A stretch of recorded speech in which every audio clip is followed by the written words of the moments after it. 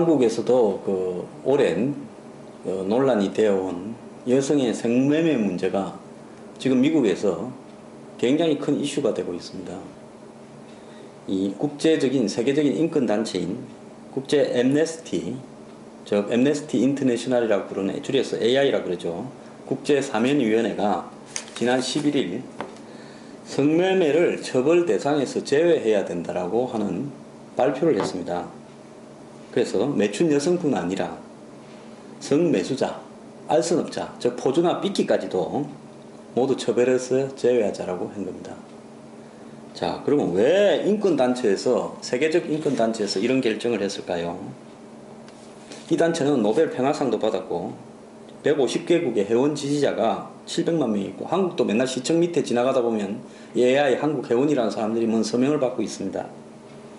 엠네스티 인터내셔널은 이 아일랜드 더블린에서 열린 60개국 대표단이 참가한 회의에서 성매매 비범죄화에 대해서 투표를 붙였고요. 큰 반대 없이 가결됐다, 이렇게 이야기를 했습니다. 그 이유는 성매매업자들은, 종사자들은 이 세상에서 가장 외진데서 이 차별과 폭력, 학대 등에 노출되어 있는데 이들을 처벌해서는 안 된다라는 부분이 오늘 역사적인 결정을 한 거다 라고 이야기를 했습니다. 그래서 이들은 성매매가 음성화될 경우에 성매매를 하는 여성들이 더 위험에 많이 노출되기 때문에 성매매 종사자들의 위험을 들어주는 것이 바로 이 성매매에 대해서 비범죄화를 시키는 거다. 근데 여성만 그 위험을 들어주면 결국은 알선업자나 또 성매매업을 운영하는 사람들이 또 결국은 이 음성화를 만들 수 있기 때문에 아예 전면적인 비범죄화를 하는 게 낫다. 다만 인신매매나 미성년자 성매매만은 범죄로 본다, 이렇게 이야기를 했습니다.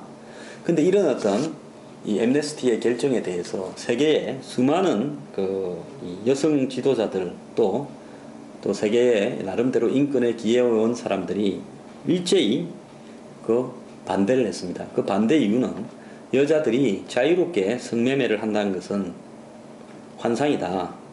즉 포주하고 성매수자들이 찬성하는 소리가 막 환호를 보는 소리가 들린다라고 이야기를 했습니다. 여성 임신매매 반대연합이라는 미국의 단체는요, 이 투표에 앞서서 가결될 경우 엠네스티가 인권단체라는 데 대해서 먹칠을 하게 될 거라고 경고도 했고요. 이들이 받은 서명에 수단이 있습니다. 미국의 할리우드 유명 배우 엠마 톰슨, 또 케이트 윈슬렛, 메릴 스트립 같은 사람들이 서명을 했고요. 지미 카터 전 대통령도 서명을 했답니다. 그래서 이 미국 사회에서 일종의 좀 인권을 중시한다는 진보 진영의 끼리 지금 성매매를 둘러싸고 큰 싸움이 벌어졌습니다.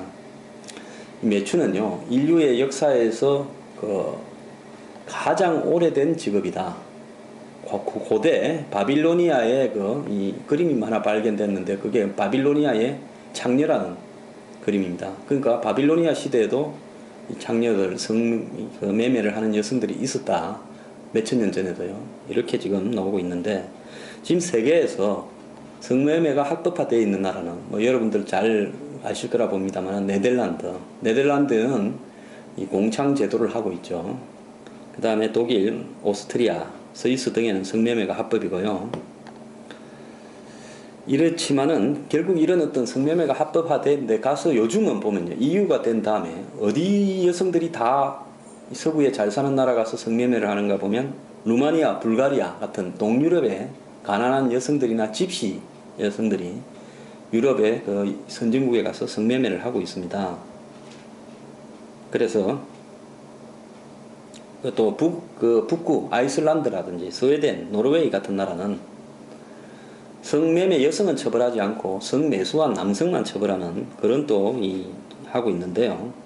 어쨌든 이 성매매를 바라보는 국제인권단체의 한마디로 책상 위에 앉아서 이 서생적인 어떤 판단을 하는 그런 이상적인 부분과 실제 현실과는 굉장히 다를 수 있다.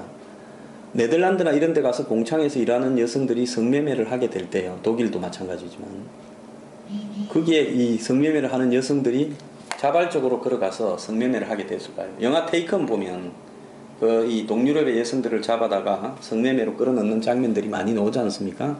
그래서 그 중간에 있는 과정들을 다 생략한 채 성매매를 그냥 공창에서 한다라는 부분은 결국 그것이 여성의 인권을 더욱더 악화시킬 수 있다라는 이들의 견해에도 저는 일면 동의를 합니다. 그럼 한국 같은 경우에도 지금 김강자 전 경찰서장, 그 사람이 한국에서 이 성매매 반지법을 갖다 만드는 사람인데 지금 와서는 또 공창을 주장하고 있습니다.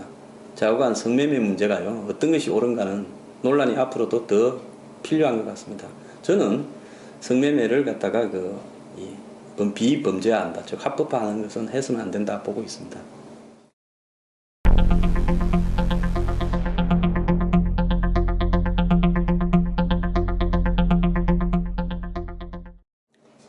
한국만 관피아가 있는 게 아니라요, 한국의 세월호 사건 이후에 관피아가 문제가 많이 됐는데 미국에도 지금 글로벌 관피아가 세계 경제를 지락말락한다는 겁니다. 즉 IMF라든지 EIBRD라든지 세계은행이라든지 이런 세계 경제 기구들이요 다 미국에 많이 있는데, 이런 어떤 부분, 특히 또 미국의 FRB라고 해서 미국 연준이라고 부르죠.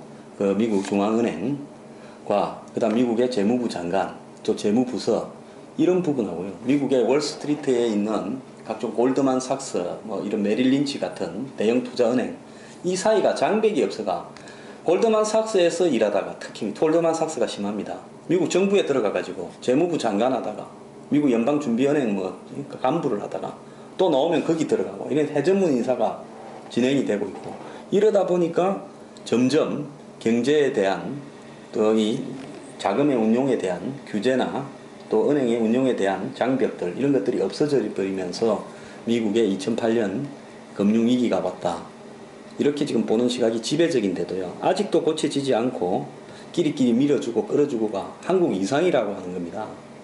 금융위기 이전에 미국 정부에서 이 월스트리트 금융자본가들하고 누구를 문을 닫게 할 거냐, 어느 회사를 조질 거냐, 리만 브러더스를 문을 닫을 게 아니라 논의하는 걸 다룬 영화도 제가 봤는데요, 거기 보면 그냥 한마디로 공식적인 테이블이 아니라 비공식적인 자리에서 누구 죽이고 살리고 또 얼마를 지원해주고 은행들에 금융위기를 어떻게 수습하고, 이런 방안이 다 논의가 됩니다. 한마디로 미국 사회라는 것이 겉으로는 굉장히 민주적인데 흑막에서 돌아가는 것은 돈을 가진 대대적인 어떤 집단들이 미국 사회를 움직이고 있다라는 이야기가 틀린 것도 아닌 것 같습니다. 그래서 특히 그 골드만삭스는 미국 정부를 폐락한다고 소문이 나고 있습니다. 근데 여기와 관련해서요, 얼마 전에 유병헌 씨 일가와 관련되는 그 회사 하나가 경매를 했는데, 그 경매에서 다시 사들인 회사도 유병헌 씨 회사라는 거예요. 근데 경매 이 낙찰 가격이 원래 이 경매 예정가, 그러니까 이 낙찰 예정가보다 실제로 산 사람이 더 비싸게 주고 1, 2억 정도 사들였다는 겁니다. 그래서 유병헌 씨 일가는 그 부동산뿐만 아니라 여러 부동산을 지금 자신들이 오히려 관계 회사들이 다시 사들이고 있다는 겁니다. 그래서 이런 어떤 처리 과정에서 나타나는 모습들을 보면 한국도요, 자기 걸 자기가 대사하는 일이 아직도 지금 진행되고 있는데 이런 것이 그냥 순수하게 이루어진다고 보지는 않습니다. 한국이나 미국이나요, 이 유착 흑막 커넥션이 너무나 많은 것 같습니다.